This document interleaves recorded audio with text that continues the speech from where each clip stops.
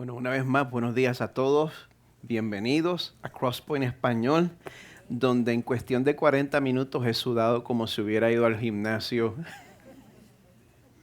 por 2 horas. Pero no porque haga calor, sino por todas las cosas imprevistas que encontré esta mañana. Pero el Señor ha sido fiel. Podemos dar gracias por el equipo de adoración que me tuvo que aguantar a mí esta mañana. Gracias a ustedes. Todavía no me salgo no me perdonan todavía. Bueno, aquí en Crosspoint Español durante los últimos 10 años hemos estado apuntando nuestras comunidades hacia Jesús. Y les damos una bienvenida especial si nos visitan por primera o segunda vez. Y les damos gracias a todos por traer la iglesia a este salón. Bueno, quizás los que están en la escuela no les gusta el hecho de que estemos llegando al fin de la temporada de verano. Lo siento mucho. Pero la gente como yo, la gente a quienes no les gusta el calor, ¿hay alguno más como yo aquí? No. La gente que no le gusta el calor, pues nosotros nos alegramos de que el otoño se esté acercando con el supuesto frío que trae. Pero primero tenemos que pasar este mes de agosto, ¿verdad?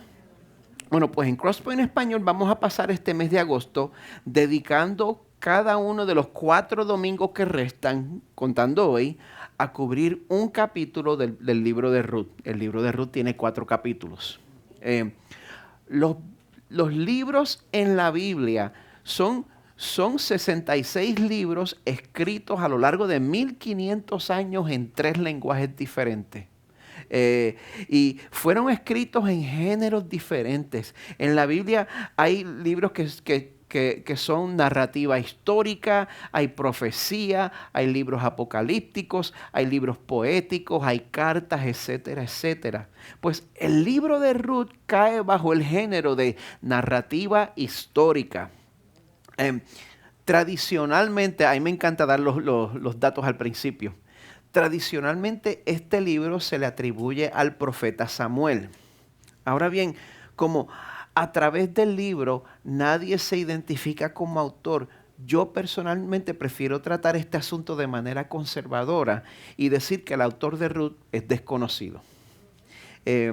La historia que encontramos en el libro de Ruth se ha convertido en la historia favorita de muchos que se criaron en la iglesia. Y bueno, es porque este libro es una obra de arte. Este libro es una historia hermosa. En este libro se encuentran muchos de los elementos que forman parte de una historia bien hecha. Encontramos personajes interesantes, encontramos un arco narrativo bien diseñado, encontramos adversidad, encontramos tragedia, redención y un final feliz a lo último, ¿verdad? Pues mire, ¿quiénes se criaron en la iglesia? La mayoría de ustedes saben cómo este libro termina. Por esa razón, yo me estoy haciendo a mí mismo un reto como predicador. Y es que yo no voy a tratar lo más posible de no aludir al final feliz hasta que lleguemos al final feliz. Voy a tratar de no hablar del capítulo 4 hasta que lleguemos al capítulo 4. Porque yo creo que cada capítulo en este libro habla por sí solo. Si uno está prestando atención. Y mire, otro problema que tenemos cuando leemos la Biblia es que cuando leemos una historia tendemos a vernos a nosotros mismos como si fuéramos los protagonistas. Siempre hacemos eso. Y mire, a nosotros se nos olvida algo muy importante. La Biblia fue escrita para nosotros, pero no fue escrita a nosotros. ¿Se da cuenta de esa diferencia? Fue escrita para nosotros, pero no a nosotros. Y muchas veces nosotros nos creemos que fue escrita a nosotros y cuando hacemos eso terminamos interpretando el libro de Ruth como si fuera un manual para uno encontrar la pareja perfecta. Pues mire, por eso yo le pido a Dios que al final de esta miniserie que nos demos cuenta que el verdadero protagonista de este libro no es Booz. La verdadera protagonista no es Noemí, no es ni siquiera Ruth. El verdadero protagonista es Dios. Y no estoy diciendo eso para sonar más espiritual que nadie. Yo digo esto por amor a usted. Óigame, muchos de ustedes me han dado la oportunidad de conocerle. Y yo me he podido enterar de todas las situaciones que ustedes están pasando. Yo sé sobre sus temores, sus ansiedades, sus decepciones, sus preocupaciones, sus fracasos, sus pérdidas, sus lamentos. Y yo les puedo decir por experiencia propia que en medio de todo el sufrimiento que nosotros pasamos, lo único que nos va a mantener firmes es poner a Dios en el lugar correcto. Eso es lo único que nos va a dar firmeza a nosotros. Necesitamos tener certeza de que Dios es real, de que Dios es grande, de que Dios es rey sobre todo el universo y de que Dios nos va a consolar por todo el dolor que nosotros pasemos en esta vida. Usted tiene que saber eso. Usted tiene que estar convencido de eso, porque muchas veces la vida de nosotros entra en rutina y nosotros nos preguntamos si Dios está pendiente a las vidas de nosotros. Tenemos que saber que aun cuando nuestras vidas no parezcan ser excepcionales, aun cuando nuestras vidas sean predecibles y estén llenas de rutina, si nosotros le pedimos a Dios que purifique nuestros corazones y que Él sea nuestro deseo principal, entonces nosotros vamos a ver su mano en todas las cosas que pasan. El puro de corazón ve a Dios. Pues cuando leamos el libro de Ruth, nos vamos a dar cuenta de que podemos encontrar la redención de Dios en eventos que parecen ser cotidianos. En la vida normal, en la manera en que nos tratamos unos a otros. En la manera en que yo llegué de mal humor porque iba tarde y entonces descargué mi ira sobre el equipo de adoración. Y en un momento después que yo hablé y todo el mundo se cayó, yo dije, ay, se me fue la mano. Y entre esas cosas nosotros comunicamos mucho. Y es importante que si Dios está obrando en mí, que yo pause y yo permita que el Espíritu Santo me redarguya y me dé convicción por las cosas que yo he hecho y yo he dicho. Porque si yo no doy ejemplo de arrepentimiento, ¿cómo lo voy a esperar de ustedes?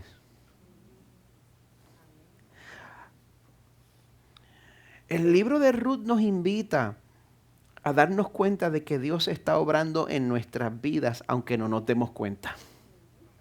Como dijo John Piper, Dios probablemente está haciendo 10,000 cosas en nuestra vida y nosotros nos damos cuenta de como 3 o 4. Eso me lo robé de John Piper. Bueno, teniendo eso en mente, quiero pedirle que busquen sus Biblias en Ruth capítulo 1. Si usted está conociendo la Biblia, la Biblia se divide entre el Antiguo Testamento y el Nuevo Testamento. Encontramos a Ruth en el Antiguo Testamento, en el principio de la Biblia. Ruth es el 8º libro del Nuevo Testamento. Génesis, Éxodo, del Viejo Testamento, del Antiguo Testamento. Génesis, Éxodo, Levítico, Números, Deuteronomio, Josué, Jueces, Ruth. Mamá siempre tiene razón. Es el 8º libro en el Antiguo Testamento. Y bueno, como este capítulo tiene 22 versos, yo lo voy a ir leyendo a la par con la exposición. Mire, yo voy a estar diciendo esto muchas veces. Cuando dejamos que el capítulo 1 de Ruth hable solo, que hable por sí solo, vamos a encontrar temas muy importantes. Vamos a encontrar el tema de cuando tenemos que tomar decisiones cruciales, el tema de la comunidad, o más bien falta de comunidad. Y cómo la falta de comunidad va debilitando nuestra fe.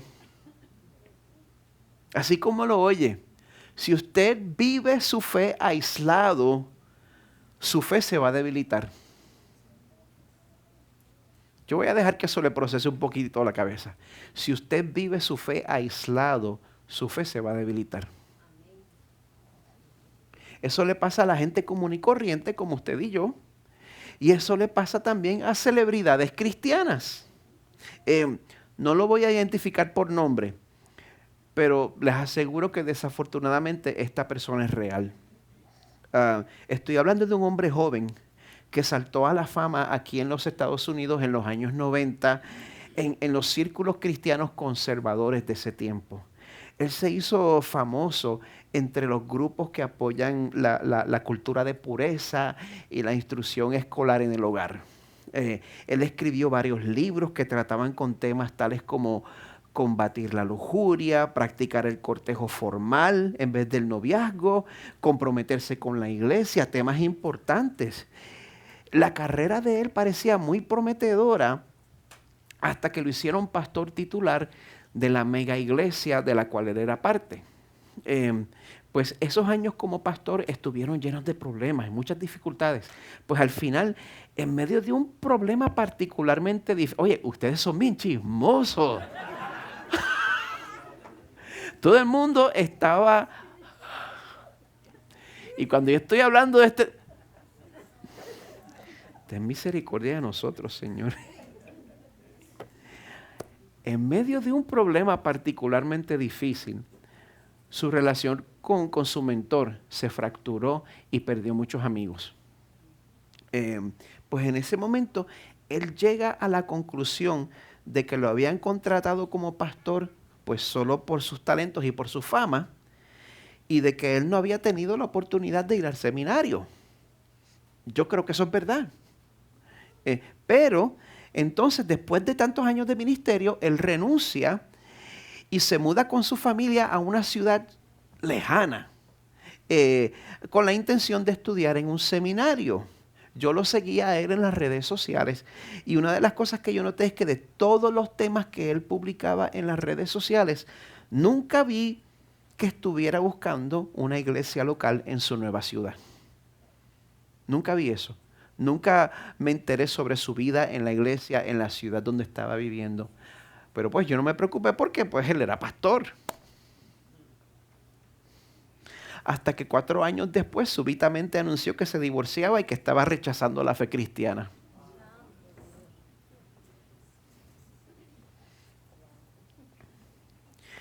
Muchas veces tomamos decisiones cruciales en nuestras vidas que afectan a nuestras familias y nos alejan de nuestras comunidades de fe. Pues yo creo que a través del pasaje de hoy, Dios quiere advertirnos que si nosotros vivimos nuestra fe aislados, esa fe se va a debilitar. ¿Oran conmigo? Padre que estás en los cielos, te damos gracias por tu palabra que es perfecta, tu palabra que es infalible. Gracias, Señor, porque tu Santo Espíritu inspiró a todos los autores de la Biblia. Y ahora nosotros podemos decir, Señor, que tú te has revelado a nosotros de manera clara, Señor. No vivimos en la oscuridad. Gracias, Señor. Pedimos que ese mismo Espíritu abra nuestras mentes y nuestros corazones, Señor, y que echemos a un lado todo prejuicio personal que tengamos en cuanto a este libro y que recibamos, Señor, lo que tú tienes para esta iglesia.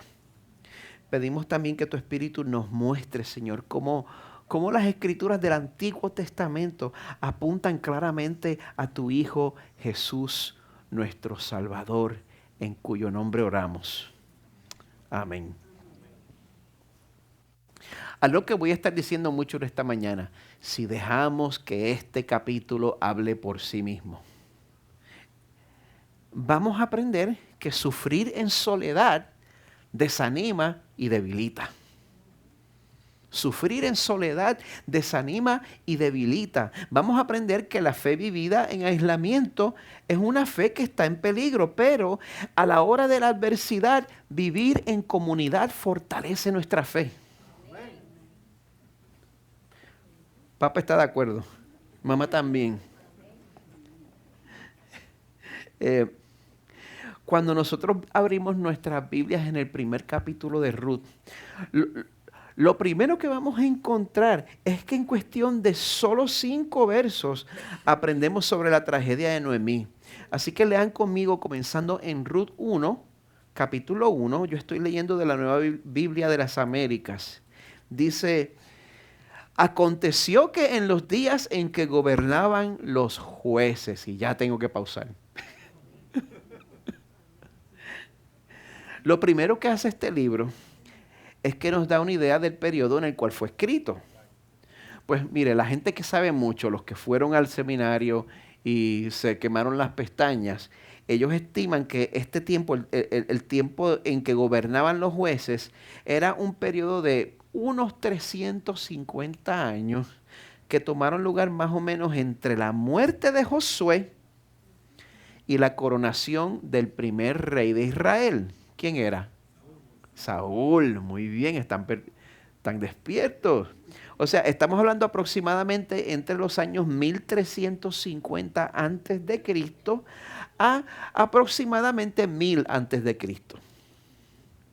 Pues, pero aparte del tiempo, aparte del periodo en que todo esto ocurrió, cuando la Biblia dice que todo esto pasó en los días en que gobernaban los jueces, también nos deja saber la situación espiritual de Israel. Nos deja saber la situación de la gente allí. El tiempo de los jueces fue uno donde Israel no tenía gobierno central y entonces era regido por jefes tribales, básicamente. Pues durante esos tiempos Israel fue cayendo cada vez más en un tipo de anarquía espiritual. Como dice al final del libro de Jueces, en Jueces 21, en esos días no había rey en Israel. Cada uno hacía lo que le parecía bien ante sus propios ojos. Y si nosotros vivimos de esa manera, lo que viene es caos. Lo que viene es caos, exactamente. Pues mire, el autor de los Jueces no estaba exagerando. La corrupción se había regado. ¿Sabe por qué? Porque ellos empezaron a adorar dioses falsos. Y pues lo que sucede cuando nosotros adoramos otros dioses es que perdemos la compasión por los demás. Y los israelitas empezaron a perder la compasión por los más vulnerables. Y bueno, el libro de los Jueces no esconde nada, léalo. La violencia física y la violencia sexual eran la orden del día en estos tiempos. Era un peligro andar por la calle. Por eso no me sorprende leer en Ruth 1 que en Israel hubo hambre en el país. Por supuesto que van a estar encontrando el juicio del Señor. Claro que sí. Cuando un país pasa por una hambruna, pues puede ser por muchas razones. Pero con el pueblo de Israel, con el pueblo de Dios, en el libro de Deuteronomio, Dios les había advertido que, mira, yo los saqué a ustedes de la esclavitud. Si se dejan corromper por la idolatría, yo los voy a disciplinar. Una manera en que los puedo disciplinar es a través de una hambruna. Pues mire, en medio de esta situación difícil, el verso 1 nos presenta un hombre de Belén de Judá. ¿Quién nació allí? Jesús. Un hombre, mucho tiempo después, que fue a residir en los campos de Moab con su mujer y sus 2 hijos. Un hombre de Belén que tuvo que inmigrar a Moab con su familia. Este libro está tan lleno de significado y me obliga a detenerme en cada frase para explicar, porque yo no quiero que usted se pierda el significado de esto. Mire, todos aquí conocemos lo que es tomar la difícil decisión de salir de nuestros países para buscar sobrevivir en los New York, en la Yuma, en Gringolandia. Pero a nosotros no se nos puede escapar cuán fuera de lugar era que un israelita saliera de su tierra a buscar fortuna en Moab. Yo quiero que usted se dé cuenta lo fuera de lugar que es eso. La tierra, este es Israel, en el medio de Israel está el Mar Muerto.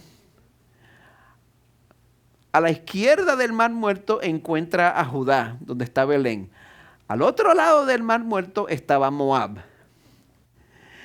Y Moab se encuentra en lo que hoy se conoce como Jordania. Pues la relación entre los moabitas y los israelitas era complicada. Oigan, a ustedes que les gusta el chisme.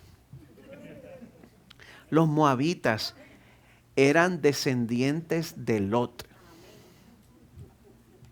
primo de Abraham. ¿O sobrino? Sobrino. Estoy aquí cambiando la Biblia. No. Los moabitas eran descendientes de Lot, el sobrino de Abraham. Así que eso les daba cierto parentesco con los israelitas, ¿verdad? Pero en Génesis vemos que los moabitas fueron descendientes de una relación incestuosa que Lot tuvo con su hija en medio de una borrachera. Pues lo peor de todo es que los moabitas eran un pueblo idólatra. Ellos adoraban un dios falso llamado Quemos. En inglés le dicen Chemosh. Pues en estos tiempos la tierra donde vivías prácticamente determinaba el Dios que tú ibas a adorar. Pues en esos tiempos salir de Israel, aunque estuvieran pasando por hambruna, era salir de la tierra que había hecho un pacto con el Dios verdadero. Salir de Israel era salir a una tierra donde tú no ibas a encontrar ninguna comunidad de fe. Donde es tu familia y tú y ya. Buen puertorriqueño, no hay más nada. Todo esto es muy irónico cuando leemos en el verso 2 que aquel hombre se llamaba Elimelec. Un nombre que literalmente significa Dios es rey. Ciertamente, pues aquí está tomando decisiones sin tener a Dios en cuenta. De hecho, todos los nombres en este libro tienen significado. El resto del verso 2 dice que su mujer se llamaba Noemí, un nombre que significa agradable, de disposición dulce, una persona deleitosa. Entonces los nombres de sus dos hijos, dice, eran Malón. Malón significa enfermizo. Kelión significa frágil, languideciente, agonizante. Así que espero que entiendan un poquito de sentido de presagio aquí al leer estos nombres. Y por favor, si le va a poner nombre a sus hijos, no le ponga Malón y Kelión. Cuando vaya a ponerle un nombre bíblico a sus hijos, mire, yo estoy disponible para hacer la investigación sobre el significado del nombre. Porque sea bíblico no necesariamente es bueno. Si no, habría un montón de Lucifer por ahí. Pero bueno, vamos a seguir aquí.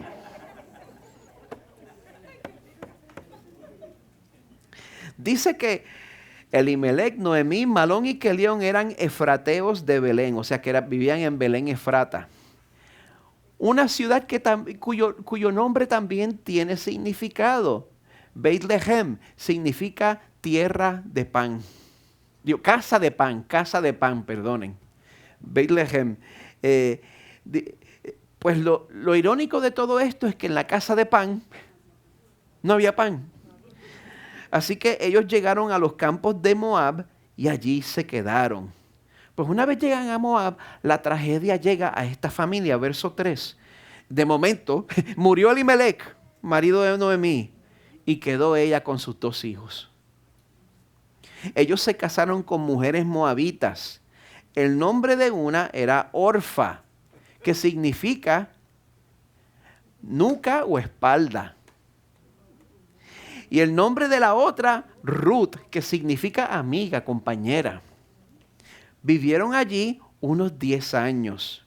Y mira, así como sus nombres estaban presagiando, el verso 5 nos dice, murieron también los dos, Malón y Kelión, y la mujer quedó privada de sus dos hijos y de su marido. Pues igual que con Elimelec, el texto no nos dice la razón de la muerte de Malón y Kelión. Pero imagínense, si Israel para entonces no tenía gobierno central, mucho menos tendría seguridad social. Y para una mujer quedar viuda y perder a sus dos hijos adultos era quedar en la calle literalmente. No había más nada. La pérdida de su esposo y sus dos hijos fueron 3 tremendas tragedias porque significaba que Noemí quedaba en la calle. Mire, todos los que estamos aquí nos dimos el salto a este país, ¿verdad? sabemos que ser inmigrante no es pecado, ¿verdad? Pero las decisiones que tomamos pueden tener un efecto profundo sobre nuestra familia.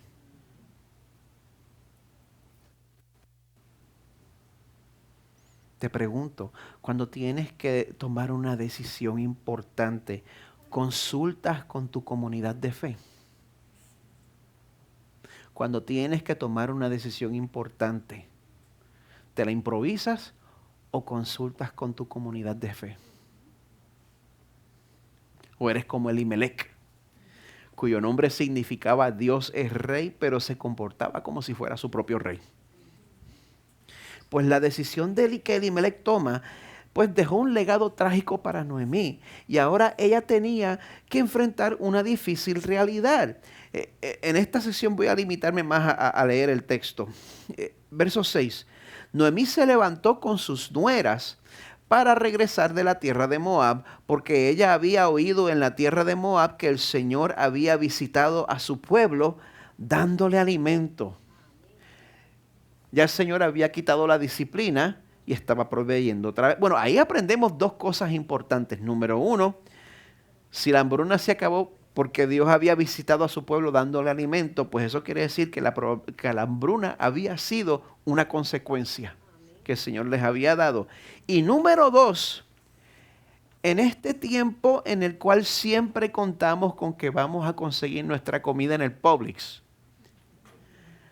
recordemos que Dios es el que suple todo lo que nosotros necesitamos.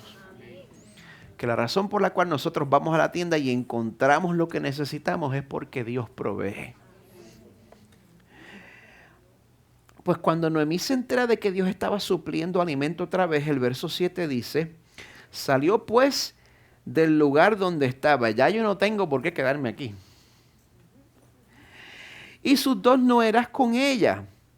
Y se pusieron en camino para volver a la tierra de Judá.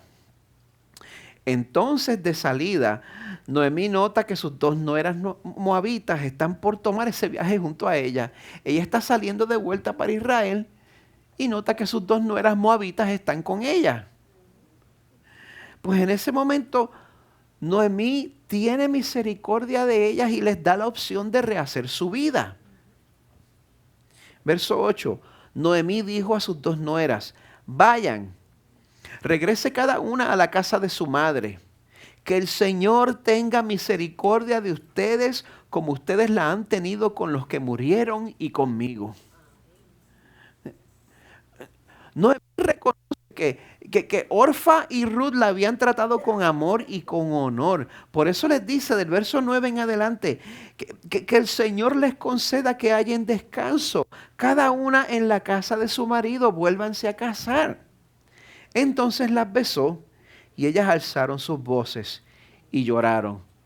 Imagínense, después de compartir todo ese tiempo juntos, toda esa vida juntos, te das cuenta que este es el momento del adiós y todas esas emociones se apoderan de uno. Y le dijeron, tanto Orfa como Ruth le dijeron, no, ciertamente volveremos contigo a tu pueblo. Pero Noemí dijo, vuélvanse, hijas mías, porque quieren ir conmigo. ¿Acaso tengo aún hijos en mis entrañas para que sean sus maridos? Vuélvanse, hijas mías, váyanse porque soy demasiado vieja para tener marido. Si dijera que tengo esperanza y si aún tuviera un marido esta noche y también diera a luz hijos, esperarían por eso hasta que fueran mayores. ¿Dejarían ustedes de casarse por eso? No, hijas mías, porque eso es más difícil para mí que para ustedes, pues la mano del Señor se ha levantado contra mí. Ay, yo quiero comentar sobre eso, pero voy a esperar hasta lo último.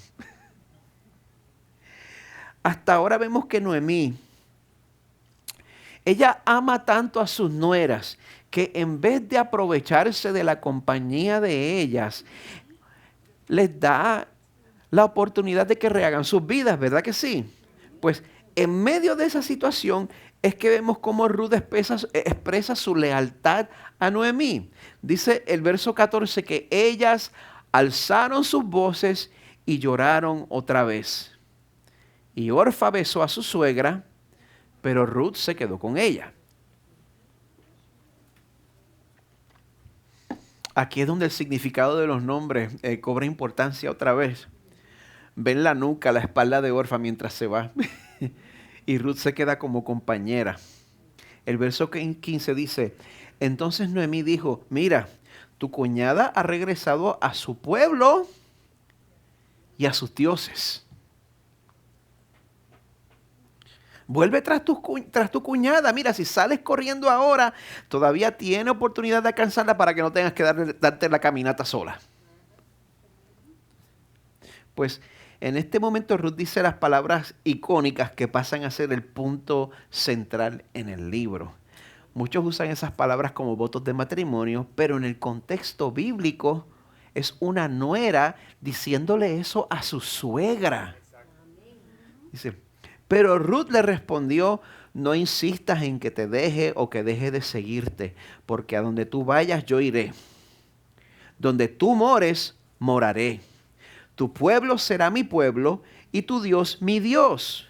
Donde tú mueras, allí moriré y allí seré sepultada. Así haga el Señor conmigo y aún peor, si algo excepto la muerte nos separa.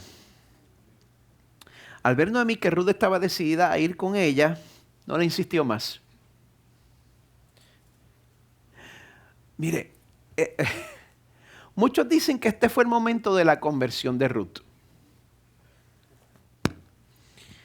¿Podemos permitir que el texto hable por sí solo?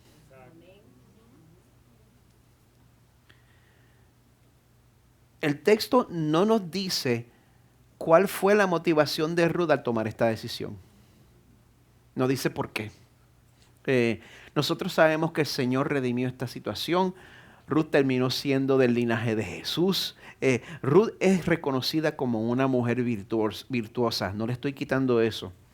Pero en este momento, a pesar de que Ruth se daba cuenta de las implicaciones de su decisión, imagínense, mudarse a Judá era abandonar su familia y abandonar su religión.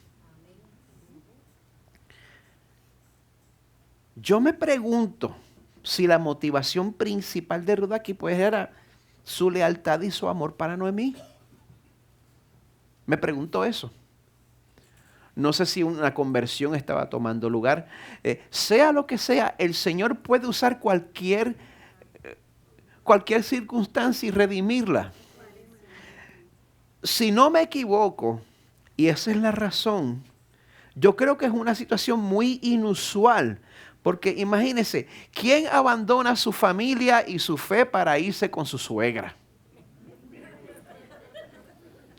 Se lo pregunto sinceramente, ¿quién hace eso?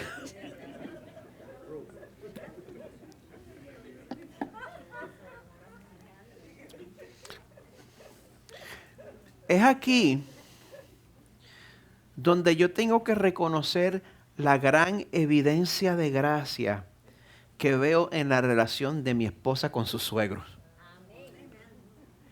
Ellos la aman y ella los ama a ellos. Siempre estoy burlándome de ustedes desde el protegido por el púlpito, pero hay que reconocer la realidad. Yo creo que esto es una evidencia de gracia y el Señor es capaz de hacer eso. Carmen sabe que si ella y yo tenemos un conflicto y ella tiene la razón, papá y mamá no me van a apoyar a mí a ciegas. Casi nunca me apoyan.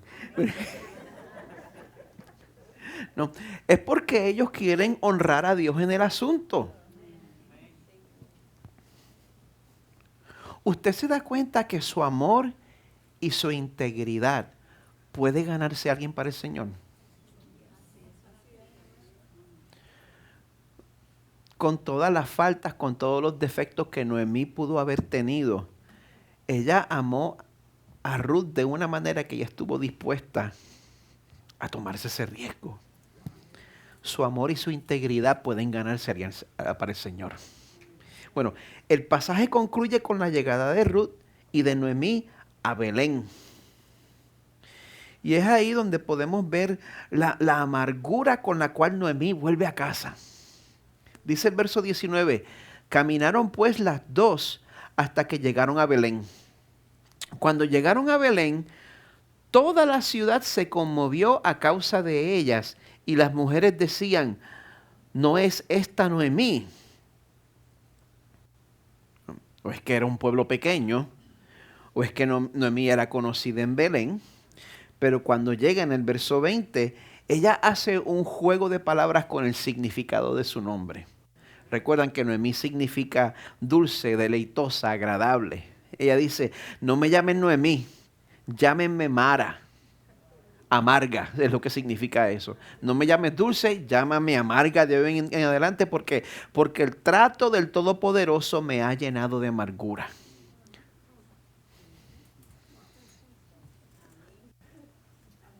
Procese eso un momentito. Llámenme amarga porque el trato de Dios para conmigo me ha llenado de amargura. Llena me fui, pero vacía me ha hecho volver el Señor. ¿Por qué me llaman Noemí? Ya que el Señor ha dado testimonio contra mí y el Todopoderoso me ha afligido.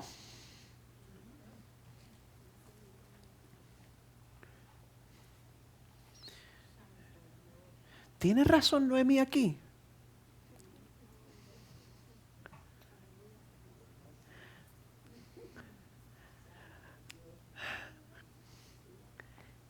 Si hay algo que yo aprecio de ella, es que usted no tiene que preguntarse cómo se siente. Y yo le digo, yo como pastor aprecio a la gente que no me está dando una cara y teniendo otra por otro lado. Y yo creo que eso es una virtud. Y mira, la gente no te soporta, la gente dice, sí, yo quiero saber en verdad lo que te pasa, pero cuando tú empiezas a compartir los problemas con ellos, salen como cucarachas cuando uno prende la luz. Y no, es verdad. Porque no todo el mundo está listo para oír cómo está la vida. La vida está horrible. Las cosas están malas. Nadie quiere oír eso, ¿verdad? Pero bueno, en un dicho puertorriqueño medio feo, Noemí no tenía pelos en la lengua. Así que ella lo decía como era, no para ser áspera, sino para ser sincera. ¿Y sabe qué? Aquí estamos viendo el efecto que tiene la falta de comunidad en nuestros corazones. Por 10 años, Noemí había estado lejos de su comunidad de fe. Y mire, ella está entendiendo la relación de Dios con la adversidad y el sufrimiento. Ahí ella está en lo correcto. La manera infantil de entender la adversidad es que nosotros creemos que Dios hace las cosas buenas y que el diablo hace las cosas malas. Y lo hace a espaldas de Dios cuando Dios no está mirando. Pero Noemí sabía la misma verdad que Job sabía en Job 1:21. Desnudo salí del vientre de mi madre y desnudo volveré allá. El Señor dio y el Señor quitó. Bendito sea el nombre del Señor. Mire, para nosotros aceptar este concepto bíblico sobre el mal y la tragedia se necesita fe. Es difícil de tragar. Porque, mire, cuando nosotros conocemos toda la palabra de Dios, ¿qué nos dice la palabra? Dios es bueno, Dios es perfecto, Dios odia el mal. Sin embargo, también es soberano sobre todos los eventos que toman lugar en todo el universo. A lo largo de toda la historia. No hay ni un momento en el cual Dios no haya estado en completo control. Pero entonces, sin ser culpable de pecado, Dios utiliza el mal que se hace en el mundo de manera que el resultado final es el bien de su pueblo y su propia gloria. ¿Cómo es eso posible?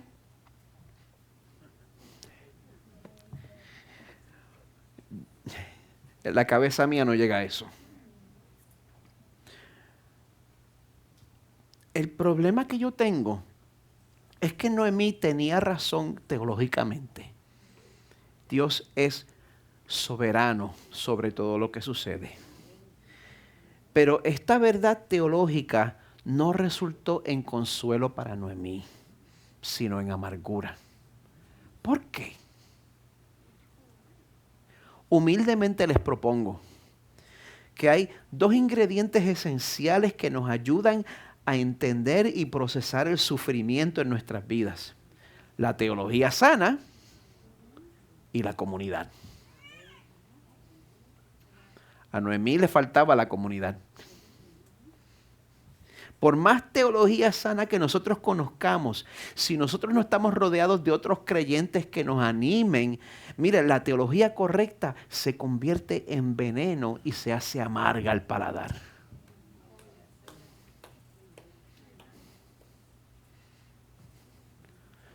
Quizás se los digo otra vez. Por más teología sana que nosotros conozcamos, si no estamos rodeados de otros creyentes que nos amen, que nos cuiden y que nos mantengan a cuentas, la teología correcta se convierte en veneno y amarga el paladar. Estás haciéndote vida, estás haciéndote parte de la vida en comunidad en Crosspoint Español. Hay oportunidades. Hay oportunidades. Tú que me oyes a través de la transmisión, estás haciéndote parte de la vida en comunidad de tu iglesia local. Si usted vive su fe aislado, su fe se va a debilitar. Ahora, este capítulo termina con un tono de esperanza, porque ellos estaban volviendo a la tierra del pacto, estaban volviendo a la comunidad de fe, estaban volviendo a la casa de pan. Dice el verso 22, y volvió Noemí y con ella su nuera Ruth la moabita, regresando así de los campos de Moab. Llegaron a Belén al comienzo de la siega de la cebada. ¿Recuerdan el ex pastor del cual les hablé al principio? Pues yo quiero contrastar esa historia con la historia de alguien que se retiró del pastorado después de décadas de servicio fiel. El pastor Ray Ortlund. Antes de pastorear la iglesia de la cual él se retiró, él tuvo una experiencia mala con su iglesia previa. Básicamente la junta lo despidió. Pero en vez de alejarse y amargarse y endurecerse, porque mire, el ministerio pastoral puede tener ese efecto. Es por eso que hay tanto pastor antipático. Se convierte en una ¿cómo se llama? En un mecanismo de defensa. Pero este pastor, en vez de alejarse, amargarse y endurecerse, el círculo de creyentes que lo rodeaba a él lo sostuvo a través de eso. Y entonces, en los momentos más oscuros, él se da cuenta de que la gracia de Dios lo sostuvo. Para citarlo, él dice, no recorrí el camino del dolor al gozo con el poder de mis pensamientos. Nosotros creemos que si pensamos, vamos a poder salir de la depresión. Él dice que él no lo hizo de esa manera. Él dice, ni siquiera a través de la teología. Y no estoy diciendo que no sea útil. Pero si tú esperas aprender al momento de la depresión, Dios me levantó. Dios me levantó. Y muchas veces nosotros tenemos que llegar a un punto en el cual todas las cosas, todos nuestros andamios se caen y lo único que hay es Dios. Lo único que queda es Dios. Como dice el Salmo 40, me sacó del hoyo de la destrucción, del lodo cenagoso, asentó mis pies sobre una roca y afirmó mis pasos. Hoy, amada iglesia, nosotros tenemos este recurso invaluable de la comunidad cristiana. ¿Sabe por qué? Porque Jesús fue parte de la mejor comunidad posible. ¿Usted sabe qué comunidad era esa? El Padre y el Espíritu. En comunidad perfecta desde la eternidad pasada. Y estando en esa situación, Jesús escogió salir de ahí. salió de allí, se hizo hombre, vivió 33 años obedeciendo la ley de Dios a perfección, a pesar de que estaba rodeado de pecadores como usted y como yo. Y al final de todo, la recompensa fue que lo asesinaron. Lo torturaron. Y peor que todo, él experimentó lo que fue la verdadera soledad, siendo abandonado por el Padre cuando dio su vida por nosotros en la cruz. Así que mientras el equipo de adoración toma sus lugares, yo quiero invitarle que respondamos a esta palabra recordando juntos ese sacrificio, ya que preparemos nuestros corazones para responder a través del sacramento de la comunión.